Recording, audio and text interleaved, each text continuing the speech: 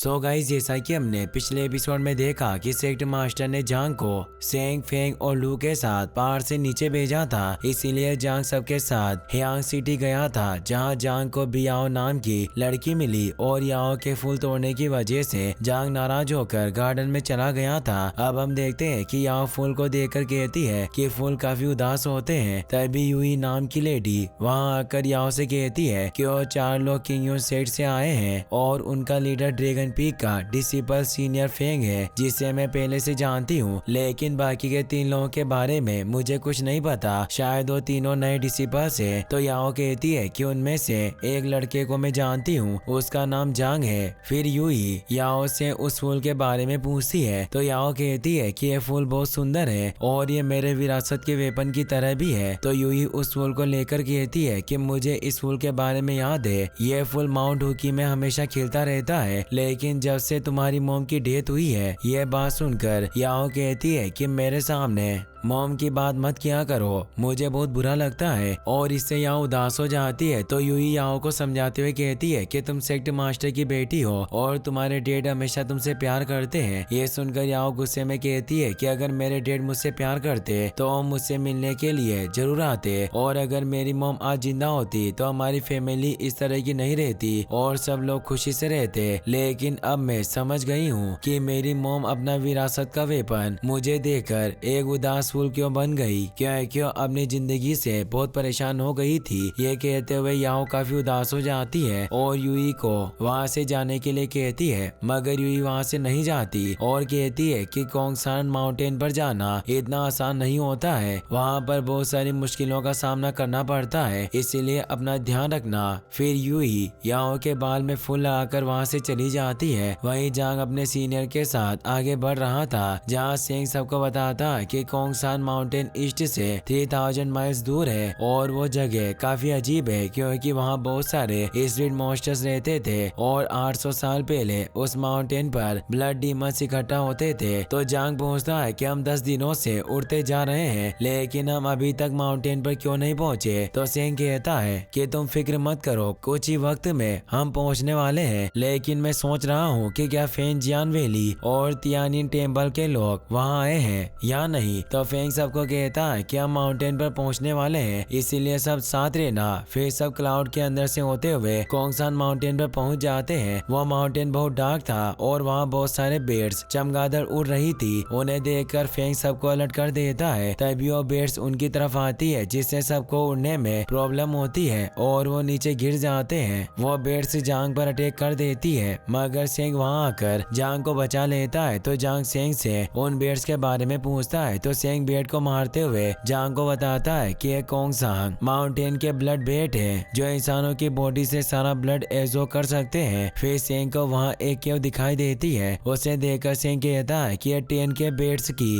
एक एशियंट केव है। तभी बहुत सारे बेड लू पर अटैक कर देते हैं। तो जांग लू के साथ मिलकर बेड्स को मारने लगता है। तो सेंग और फेंग भी उनके साथ मिलकर बेड्स को मारने लगते हैं, मगर बहुत सारे बेड्स उन पर अटैक करने लगते हैं। तभी दूर से एक आदमी कहता है कि ब्लड बेड्स को लाइट से डर लगता है। यह सुनकर फेंग अपने मिरर और 6 कॉम्बिनेशन को एक्टिवेट करके एक शील्ड बना लेता है, जिसकी लाइट से डरकर सारे बेड्स अपने केव में चले जाते हैं। फिर तियानिन टेम्पल की तरफ से फाजियांग और फाशान, जिसके पास स्टिक है, के साथ फेंजियांग वैली की तरफ से ली शुन लड़का और याहोंग लड़की भी आते हैं। सब एक दूसरे से मिलकर खुश हैं और सब केव में चले जाते हैं, जहाँ जियांग सबको बताता है कि ब्लड बेड्स एक एलियन स्पीशीज है जो काफी खतरनाक है और उन्हें डेमन स्ट्रीम का सबऑर्डिनेट माना जाता है, क्योंकि उन बेड्स को डेमन स्ट्रीम के लोगों ने पाला है। लेकिन किसी को पता नहीं है कि डेमन स्ट्रीम के खत्म होने के बाद भी ब्लड बेड्स अभी तक जिंदा कैसे हैं, इसीलिए हम सबको ध्यान रखना होगा। ये सब सुनकर जांग थोड़ा डर गया था। तो जियांग जांग से कहते हैं कि तुम्हें डरने की जरूरत नहीं है, मैं तुम्हारे साथ हूँ। तो जांग पूछता है कि आपको मेरा नाम कैसे पता है, क्या आप मुझे जानते हैं। इस पर जियांग कहते हैं कि इस साल के 7 डिवीजन मार्शल आर्ट्स कंपटीशन में तुमने बहुत अच्छा परफॉर्म किया, जिस वजह से सब लोग तुम्हें जानते हैं। ये सुनकर जांग बहुत खुश होता है और कहता है कि बचपन में मैं भी इसी तरह की केव में गया था जहाँ हर तरफ अंधेरा था, इसीलिए हमें अलर्ट रहना होगा। तो जियांग जांग से पूछते हैं कि क्या तुम्हें अभी भी बचपन की बातें याद आती है। ये सुनकर जांग कुछ सोचने लगता है, तभी लू को कुछ आवाज आती है और वो सबको रुकने के लिए कहती है, इसीलिए सब अलर्ट हो जाते हैं और फेंग अपने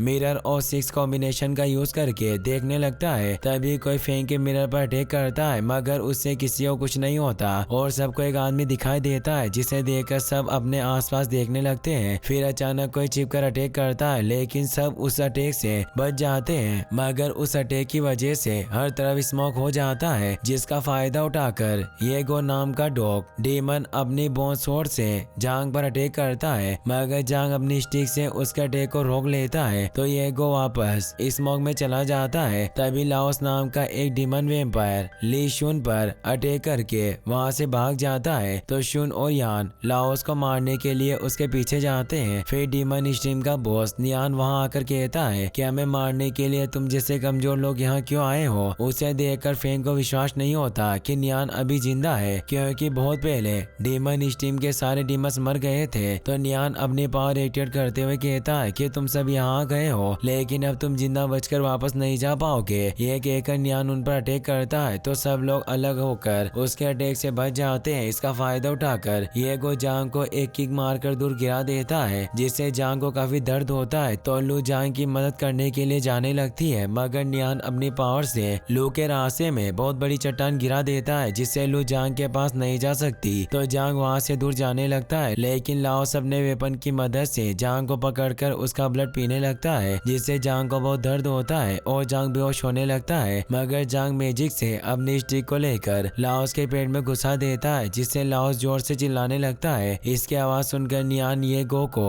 लाओस के पास भेजकर फेंग और उसके साथियों से फाइट करने लगता है। फिर येगो जांग के पास आता है, जहाँ लाओस की डेड बॉडी देखकर येगो बहुत गुस्सा होता है। ये देखकर जांग भी डर गया था, क्योंकि लाओस की बॉडी से ब्लड पूरी तरह से खत्म हो गया था। इन सब से गुस्सा होकर येगो जांग से कहता है कि तुमने ब्लड सकिंग मेथड का यूज ओल्ड सीनियर से सीखा है। यह सुनकर जांग को कुछ समझ नहीं आ रहा था कि येगो किस बारे में बात कर रहा है। तभी लू अपनी स्वॉर्ड से येगो पर अटैक करती है, मगर येगो अटैक से बचकर नियान को लाओस को डेथ के बारे में बताता है। यह सुनकर नियान येगो को वहाँ से भागने के लिए कहता है, तो येगो लाओस की बॉडी लेकर वहाँ से भाग जाता है। फिर सब साथ मिलकर नियान का पीछा करते हुए आगे बढ़ते हैं। आगे जाते वक्त जांग की स्टिक अपने आप एक्टिवेट हो जाती है। फिर फेंग को केव में लाइट दिखाई देती है, तो सब लाइट की तरफ बढ़ते हैं, जहाँ उन्हें एक चट्टान पर डेथ स्पीड एबिस मिलता है। उसे देखकर जियांग सबको बताता है कि विल स्पीड और डेथ सोल्स इस डेथ स्पीड एबिस में आकर मिलती है। अभी हम सब ब्लड रिफाइनिंग हॉल के रिस्ट्रिक्टेड एरिया में आ गए हैं, इसीलिए हमें अलर्ट रहना होगा। ये सुनकर फेंग कहता है कि हम यहाँ डीमंस को खत्म करने के लिए आए हैं, इसीलिए सब साथ रहकर डीमंस का सामना करना। तभी कोई लू के ऊपर एक बड़ी चट्टान से अटैक करता है, पर जांग अपनी स्टिक से एक शील्ड बनाकर लू को बचा लेता है। फिर भी जांग और लू उस चट्टान के टुकड़े में कैद हो जाते हैं। यह देखकर सब घबरा जाते हैं, लेकिन लू अपनी स्वॉर्ड से चट्टान को तोड़ देती है और अपनी स्वॉर्ड को एक्टिवेट करके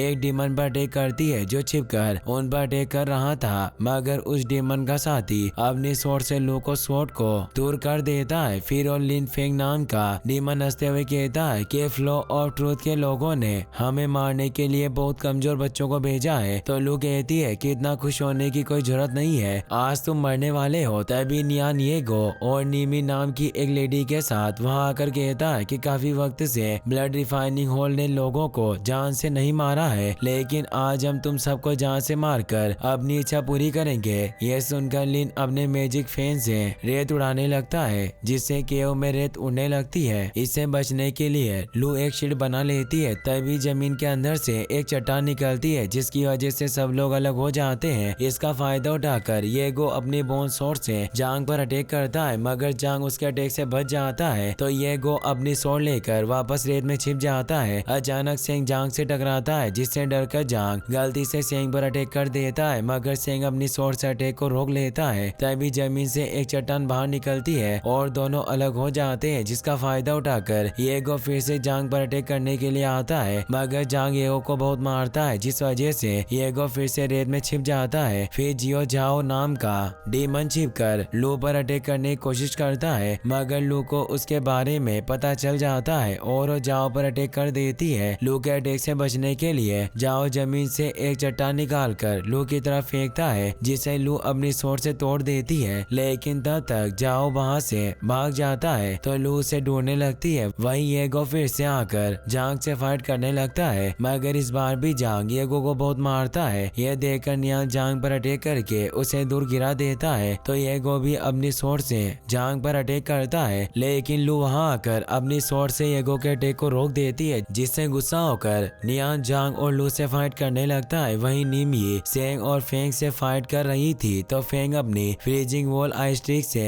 निमी पर अटैक करता है, लेकिन जाओ वहां आकर इस अटैक को रोककर निमी को नियाना की मदद करने के लिए भेजकर सेंग और फेंग से फाइट करने लगता है। फिर निमी नियान के पास जाती है जहाँ लू नियान से फाइट कर रही थी। इसका फायदा उठाकर निमी लू को अपनी फेरी स्टेप से पकड़ लेती है और इसी के साथ ये एपिसोड यहीं पर खत्म हो जाता है। गाइस, अगर आपको ये वीडियो पसंद आया हो तो इस वीडियो को लाइक करने के साथ साथ चैनल को सब्सक्राइब जरूर कर लेना। मिलते हैं ऐसे नेक्स्ट वीडियो में। Thanks for watching.